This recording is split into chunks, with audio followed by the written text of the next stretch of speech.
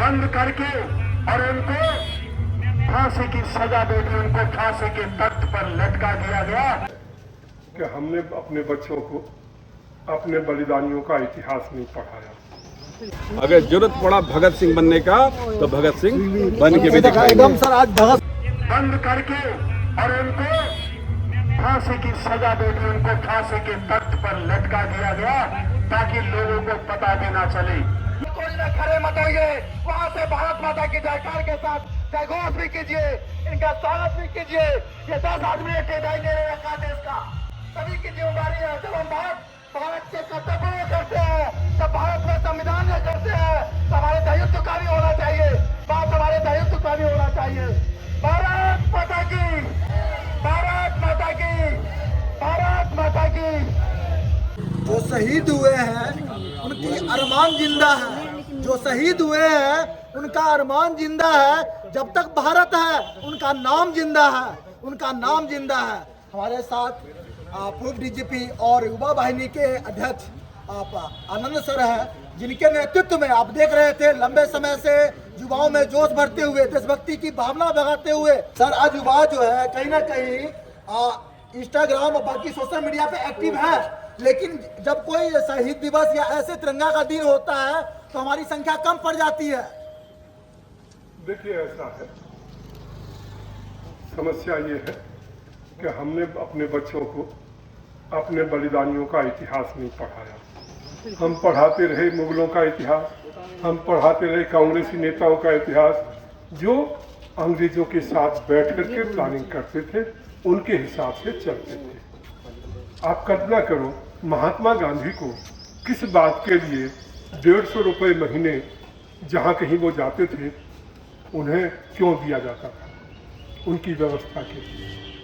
तो ये लोग अंग्रेजों के साथ मिलकर के, अंग्रेजों का एक नैरेटिव था, वो नहीं चाहते थे, उनको डर लगता था। 1857 का इतिहास उन्होंने पढ़ा था, उन्होंने फेस किया था किस ढंग से लोगों ने उनको मारा था। तो उनको हमेशा 1857 के सपने याद आते रहते, तो वो डरते थे यदि ऐसे लोगों के हाथ में सत्ता आ गई तो क्या होगा। तो इसलिए वो हमेशा एक प्रकार का नैरेटिव बनाया कि जो क्रांतिकारी हैं, ये हत्या करते हैं, ये हिंसक हैं, और उस नैरेटिव को कौन चलाता था? महात्मा गांधी, जवाहरलाल नेहरू और कांग्रेस के दूसरे। तो इस कारण से इनको हमने हमेशा प्रिय दृष्टि से, उस समय भी इनके प्रभाव में आकर के आम जनता क्रांतिकारियों का उतना सपोर्ट नहीं कर पाती। और हमारे जो नौजवान अभी पढ़ रहे हैं, उन्हें इन अपने शहीदों के बारे में कुछ जानकारी। स्वतंत्रता तो 1947 में मिल गई, 15 अगस्त 26 जनवरी को मिल गई, लेकिन अभी भी सामाजिक आज़ादी और सामाजिक आज़ादी मिलनी बाकी है। नहीं, ठीक है, तो उसके लिए हमने अभी बात की है कि जो सपने हैं उनको हमें पूरा करना है। ठीक है जी, बहुत काम करना बाकी है। उन्होंने सपने देखे थे कि हमारी सांस्कृतिक आज़ादी भी हो। हम अभी जो ईसाइयों की सांस्कृतिक व्यवस्था है उसके अनुसार चल रहे हैं। सर आप प्रशासन में बड़े पद पर रहे हैं और आप इन सब चीज़ों को बड़ी बारीकियों से देख रहे हैं। जो आज जो है सेना, पुलिस और कुछ लोगों का ही दायित्व है इस देश को बचाना।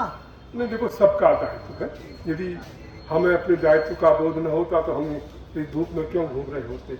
हम भी नौजवानों को जगाने की कोशिश कर रहे हैं, नौजवानों को संगठित करने की कोशिश कर रहे हैं, उनको इतिहास का बोध कराने की कोशिश कर रहे हैं, और ये उसी का प्रयास है। ठीक है, और निश्चित रूप से आने वाले समय में परिवर्तन आएगा।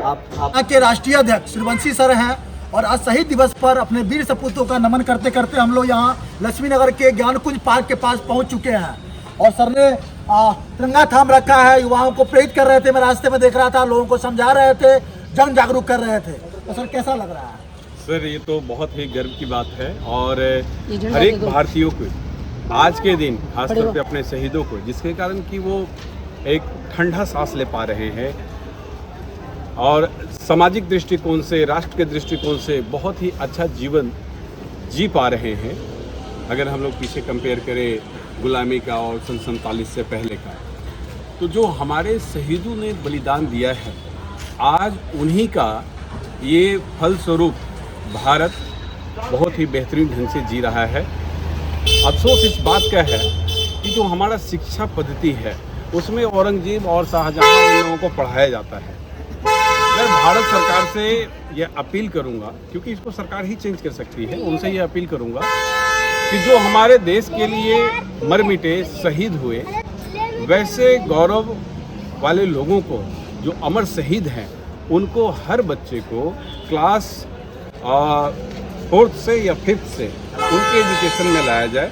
इसके साथ साथ वीर शिवाजी हुए, संभाजी हुए, अपने देश में एक से बढ़कर एक योद्धा हुए, जो कि कुछ लोग देश की आज़ादी के लिए, कुछ लोग औरंगजेब जैसे मुगलों को भगाने के लिए जो ये लोग कार्य किए हैं। तो इन सबको जो हमारे आने वाला पीढ़ी है और जो आज की पीढ़ी है उसको यह ज्ञान होना बहुत ज़रूरी है कि जो हमारा ये खुला सांस में हम लोग जो खुला हवा में जो सांसें ले पा रहे हैं, इसके पीछे कौन कौन सी घटना ये पता हो। एक बार तो स्वतंत्रता सेनानियों ने, हमारे महान पुरुषों ने फिरंगियों को मार के भगा दिया इस देश से जी। लेकिन अभी भी बहुत कोई को भगाना और उसकी मानसिकता में सुधार करना समाज में जरूरी है। देखिए, बिल्कुल अभी हम लोग शहीदी दिवस मना रहे हैं। सन 47 में जो हमारे को आज़ादी मिली, हमने अंग्रेजों को भगाया था। अभी भी दुश्मन जो है वो देश के अंदर घुसपैठिए के रूप में बड़ा लंबा संख्या में बैठा हुआ है।